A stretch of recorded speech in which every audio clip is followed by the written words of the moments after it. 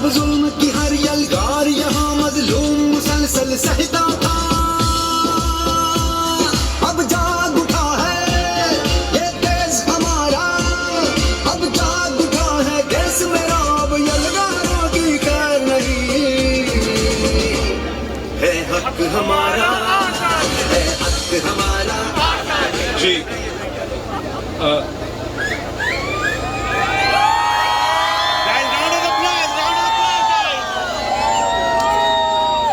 अस्सलाम वालेकुम। Bit of confusion कि उर्दू में मुझे यहाँ बात करनी चाहिए या अमेरिका की मुनासबत से अंग्रेजी में बात करनी चाहिए? उर्दू में। चले उर्दू में ही बात करते हैं। I am honored, I am grateful to be standing here with the Pakistani American community.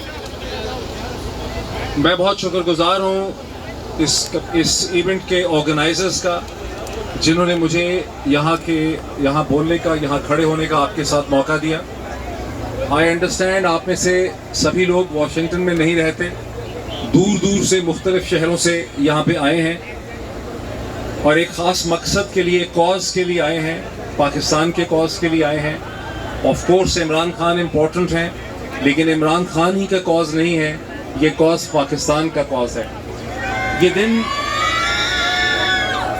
दिन इसलिए भी मैं समझता हूँ बहुत इम्पोर्टेंट है कि हम वाइट हाउस के करीब हैं, वाइट हाउस के करीब खड़े होकर हम एक पोजीशन, एक पिटिशन, एक रिक्वेस्ट सामने ला रहे हैं। और वाइट हाउस की अगर हम तारीख देखें तो वाइट हाउस ने दुनिया में लिबरल डेमोक्रेसी के लिए, जमहूरियत के लिए, उसको फैलाने में, उसे डीप करने में, उसके डिफेंस के लिए वाइट हाउस ने बड़े इक़दामात लिए हैं और वाइट हाउस की अपनी एक सिग्निफिकेंस है, इसकी तारीख है। फर्स्ट वर्ल्ड वॉर में 5 मिलियन अमेरिकन्स जमहूरियत की खातर उस जंग का हिस्सा बने। 1 लाख से ज़्यादा अमेरिकन्स ने अपनी ज़िंदगियां कुर्बान की जमहूरियत के लिए, प्रिंसिपल डेथ। उसके बाद से हर जंग में, दूसरी जंग अज़ीम में 16 मिलियन, 1 करोड़ 60 लाख अमेरिकन्स उस जंग का हिस्सा थे जो जमहूरियत और लिबरल डेमोक्रेसी के लिए लड़ी गई। कोरियन वॉर में 6 मिलियन अमेरिकन्स ने हिस्सा लिया, 50,000 से ज़्यादा ने अपनी जानों का कुर्बानी दी। वियतनाम की जंग में 3 मिलियन अमेरिकन्स जो हैं वो लड़े जमहूरियत के कॉज में। और पाकिस्तान की जब हम बात करते हैं तो कई मौके 60s में, फिर 70s 80s में, फिर उसके बाद 9/11 के बाद पाकिस्तानी कौम अमेरिका के साथ खड़ी हुई जमहूरियत के डिफेंस के लिए, एक लिबरल वर्ल्ड ऑर्डर के लिए। यही अमेरिका की पोजीशन है फॉरेन पॉलिसी में, यही वाइट हाउस की पोजीशन है, यही झगड़ा है वाइट हाउस का चाइना के साथ, रशिया के साथ, कोरिया के साथ। यही बेसिस है यूक्रेन की जंग की कि अमेरिका लिबरल डेमोक्रेसी को, लिबरल डेमोक्रेटिक ऑर्डर को डिफेंड कर रहा है और पाकिस्तान अमेरिका के कॉजेज़ में अमेरिका के साथ खड़ा हुआ है। जब हम यहाँ आए हैं, मैं इसी दिन की और इस जगह की मुनासबत से ये बात करना चाहता हूँ। आप लोग यहाँ पे क्यों आए? पाकिस्तानी, एक चीज़ का मैं थोड़ा सा पहले जिक्र कर दूँ, फिर उसके बाद शहबाज गिल बहुत खुल के ज़रा उसको सियासी रंग से देखेंगे चीज़ों को, लेकिन मैं इसको थोड़ा डिफरेंट तरीके से देखूँ। एक कन्फ्यूजन मेरे जहन में ये भी थी कि मैं किस कैपेसिटी में, किस रोल में मैं यहाँ खड़ा हूँ। बिकॉज गुज़िश्ता 20 बरस जो सहाफ़त की, लिखा, एडिटरशिप की, मैं किसी सियासी जमात का हिस्सा नहीं हूँ। तो फिर मैं यहाँ पर किस रोल, सियासी रोल ऑफ़र किया और मैंने कभी उसका मशहूर नहीं किया, लेकिन मैंने उनको पोलाइटली रिफ्यूज़ किया तमीज़ से, लेकिन कभी उसके कोई ब्राउनी पॉइंट्स नहीं लिए।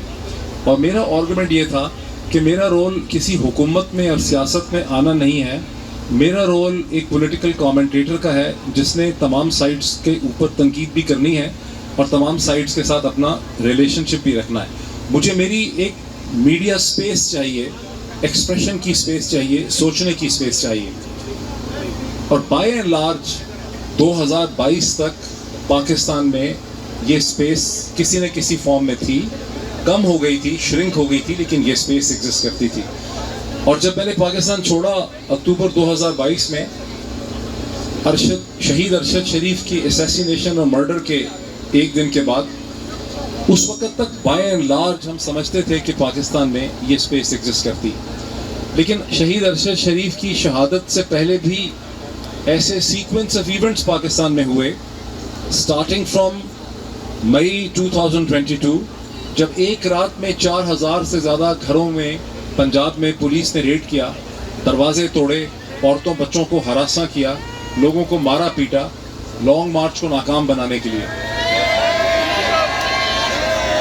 मैं एक्सप्लेन ये करना चाहता हूँ कि हम यहाँ क्यों हैं, मैं यहाँ क्यों खड़ा हूँ, आप यहाँ पे क्यों मौजूद हैं।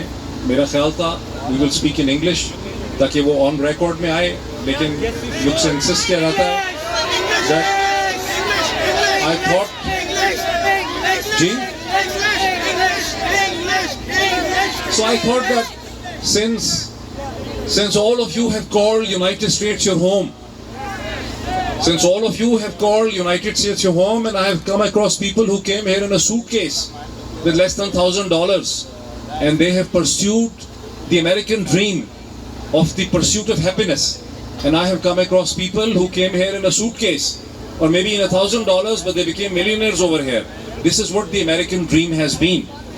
And today, if many of you are here, you're here because you have your families, you have your friends, you have your business partners, you have your interests in Pakistan. But above all, you have your identity in Pakistan, which you think is under threat. That is why you're here. That is why you have chosen to be next to the White House, because you want to register a point to the White House. What is that you expect from the White House?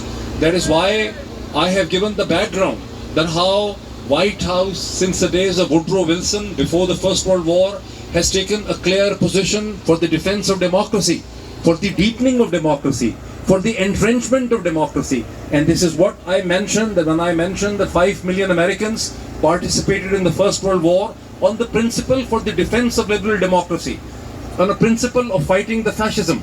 When 16 million Americans participated in Second World War, they were fighting against fascism. They wanted to defend the liberal democracy in Europe, in Asia, in Africa. And when they fought in Korea and when they fought in Vietnam, the principle was the defense of liberal democracy. You are here for the defense of the liberal democracy. This is what I wanted to emphasize. This is not a Pakistan's internal struggle.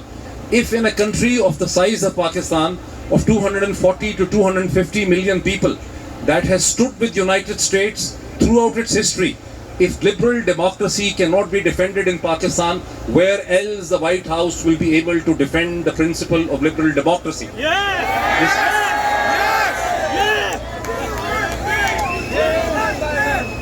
It is not just the murder of media or the assassination of Arshad Sharif, but the sequence of events that started to take place in Pakistan after May 2022. The season of beatings on the road, of arrests, of detentions, of abductions, of people disappearing without any due process of law, when men were hung upside down, stripped naked. I mean, I just mentioned few names and all the scenarios will come in front of your eyes. When I mention Imran Riaz Khan, when I mention Arshad Sharif, when I mention Jameel Farooqi, when I mention Dr. Shahbaz Gill, when I mention Senator Azam Sawati, all the events come in front of your eyes. The way the former Prime Minister of Pakistan, Imran Khan, was almost assassinated and murdered on 3rd November 2022 near Wazirabad. And then after May 9th, the unleashing of terror of the state against the people of Pakistan.